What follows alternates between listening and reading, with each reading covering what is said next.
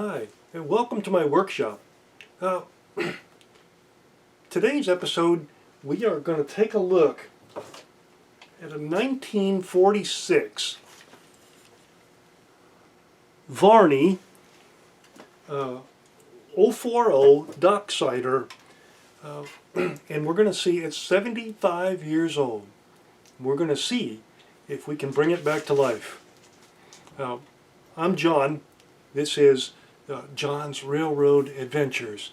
And before we get too far, I want to remind you to push the subscribe button and the notification bell so you won't miss a single episode.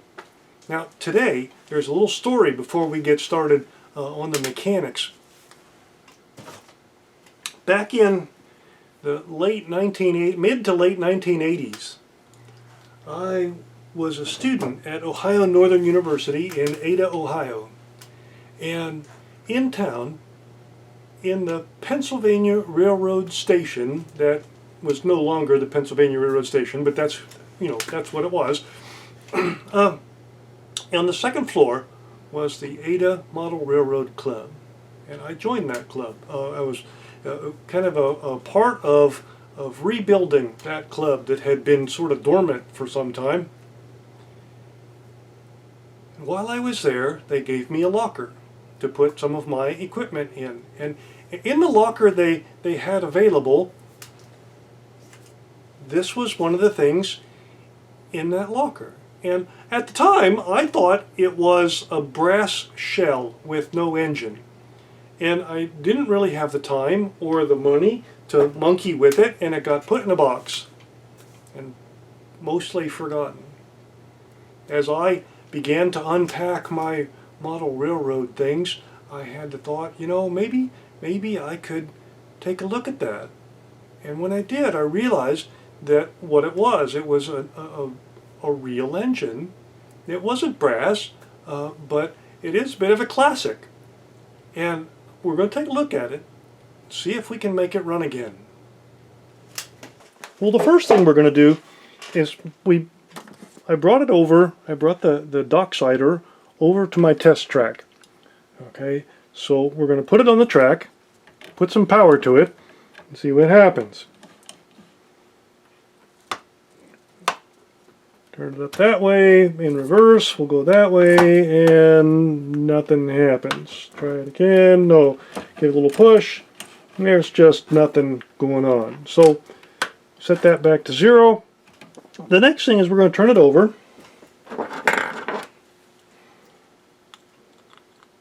Open it up.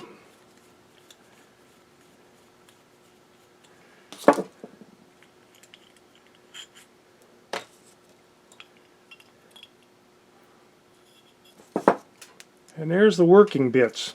The first thing we notice is that these set of contacts that go to the drivers are obviously broken. So that's something that's going to have to be fixed.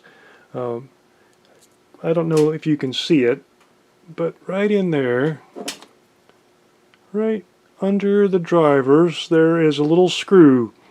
And that's an insulator or something, and the other half of it is back here. So we're going to have to replace that or fabricate a replacement, seeing we'll have to find out. Okay, so that's the first thing we noticed. The next thing, if we put it back on the tracks, this time I'm just going to use some powered wires off the transformer. We'll turn that up just a little bit. We'll put the power right to the drivers. I got sparks. There's something going on. Move that out of the way so we don't short anything. We shouldn't.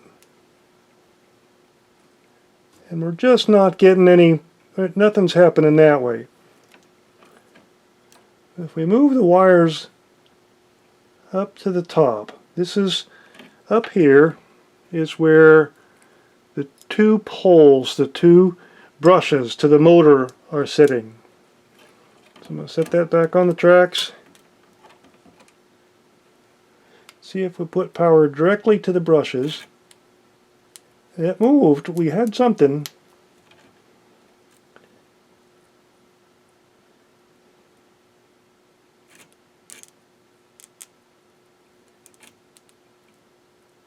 I'm getting a little response to that. Turn it the other way.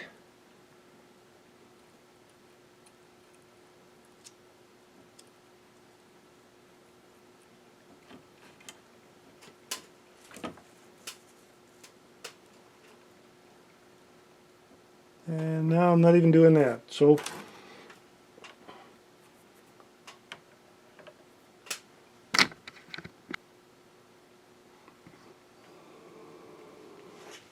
okay, I reset the transformer and moved this piece away from the motor so it's not accidentally shorting to the frame. And we got life. It's running.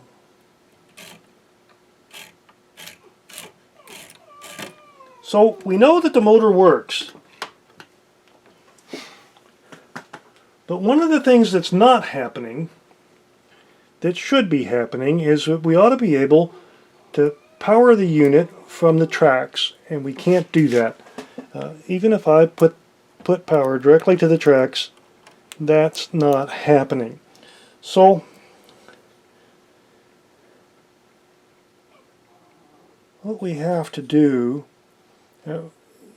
first of all, we know this is broken, and I'm going to have to fabricate a replacement for that. But even if that was corrected, I should be able to put power to this side and get, let's see,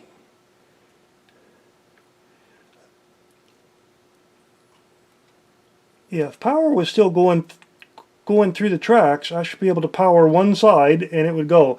But I don't have a current path from this side of the tracks to the motor. What we believe is happening, I asked for help. I posted this question on Trainboard and I got some help. Thanks, Doug.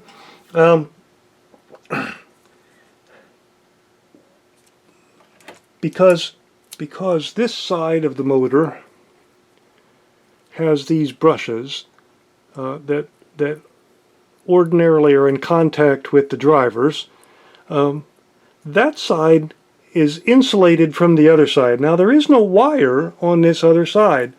So what should be happening is that current should be passing through the frame up to this motor.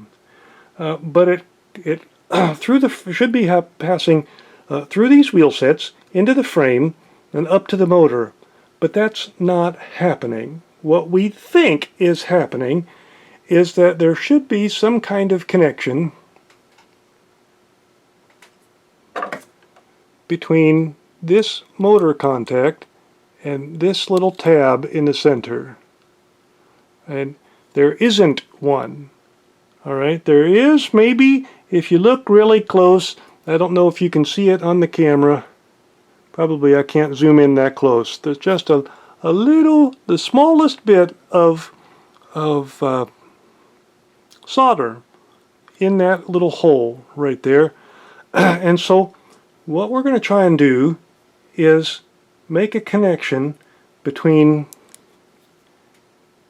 these 2 points. This point here, which goes down to the motor brush, and this point here, which from this screw should be connected to the frame, and that's the frame.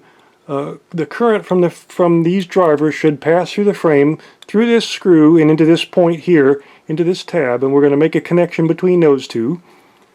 And I'm going to have to repair this piece that is broken. Once I get that done, we'll make another try. We'll see what happens after that.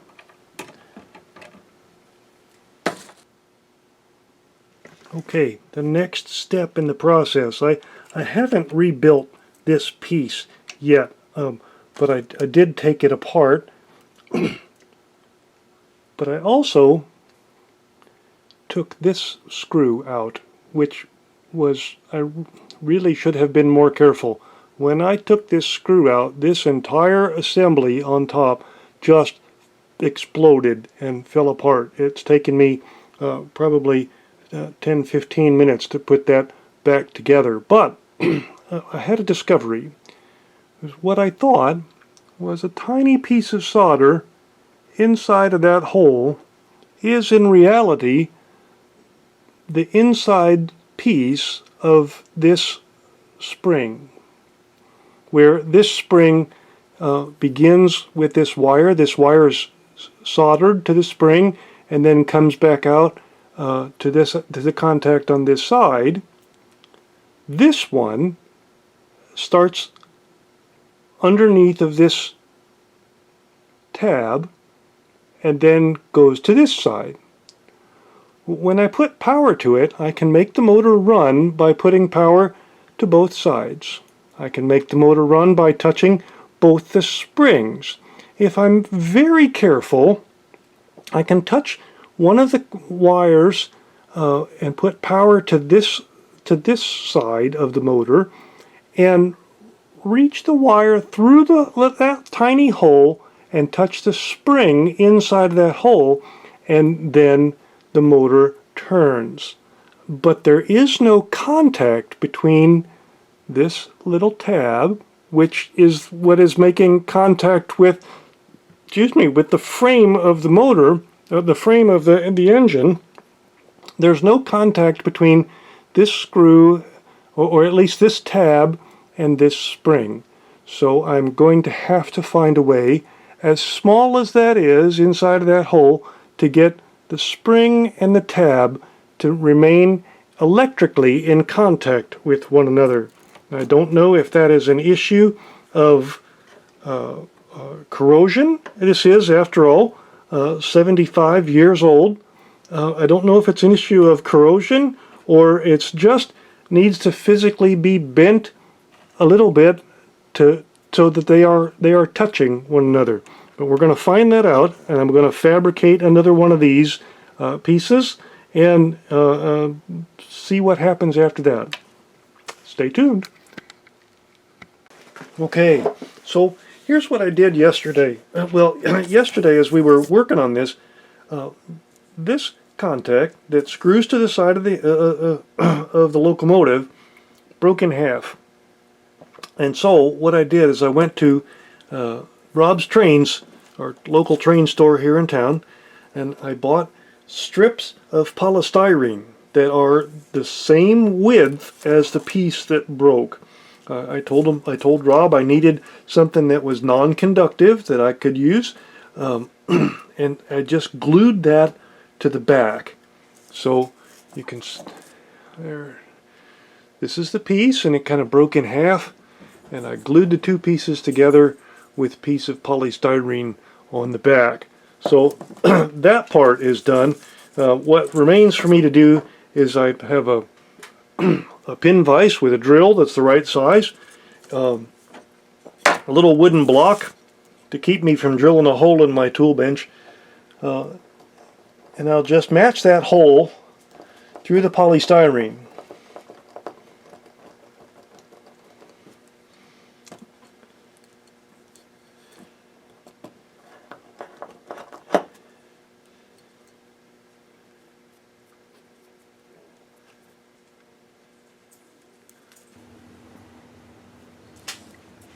Okay, what I've done is I took off the contacts that we were working on, and I took them off and I bent them so now they are in good contact with these drivers. As I said, the last thing that we're or at least the next thing that we're going to try is to put a dab of solder right there and make contact between this spring and this tab. So what I'm doing now with the toothpick is I have solder paste. That's way too much, but I wanted you to see it. I'm going to get solder paste in that little hole. Now, as soon as it gets warm, it'll melt, but I want to get it as close as I can.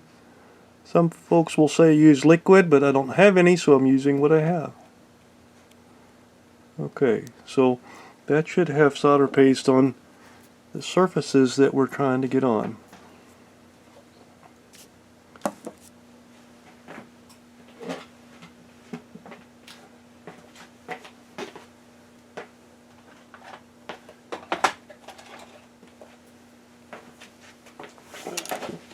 I needed to get some solder. I didn't have any right handy, so I had to go across the room for that. And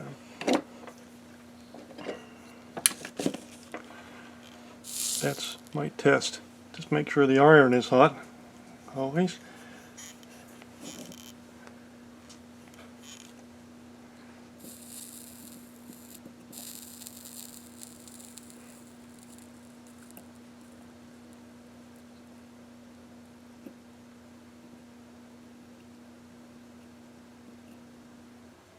Okay, so I have it on my test track. Let's see if we've been successful. Look at that.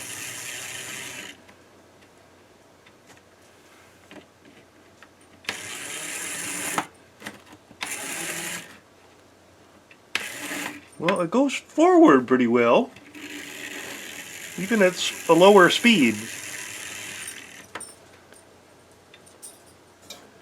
In reverse, it doesn't seem to want to go until I get to full speed. So we may have to tinker with that a bit, try and discover why that might be. It might just be the way the motor is wound. Okay, so we're going to put the shell back on for now.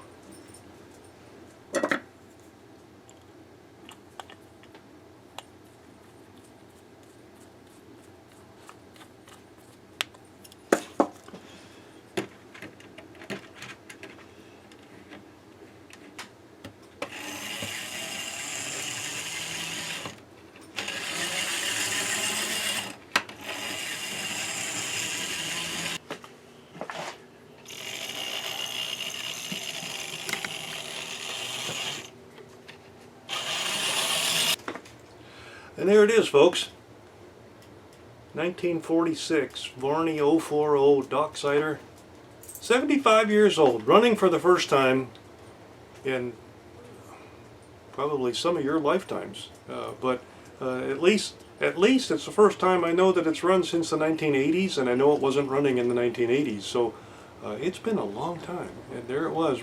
You saw it. We got it running on our own power. Now, that's not all there is to do. Yeah, she's going to need some new couplers, and she's going to need some paint and some decals. There may be a piece or two missing. Still may think about putting a new motor in it. I don't know. There's all kinds of things could happen to this. Maybe even DCC conversion, so we could run it on a modular layout or at the club layout. Golly, I don't know. So many possibilities, but I'm glad you were here with us today. Thanks for joining me on this railroad adventure. Don't forget to click the subscribe button and the notification bell so you won't miss a single episode of John's Railroad Adventures. Thanks for joining me today. Have a great day, everybody.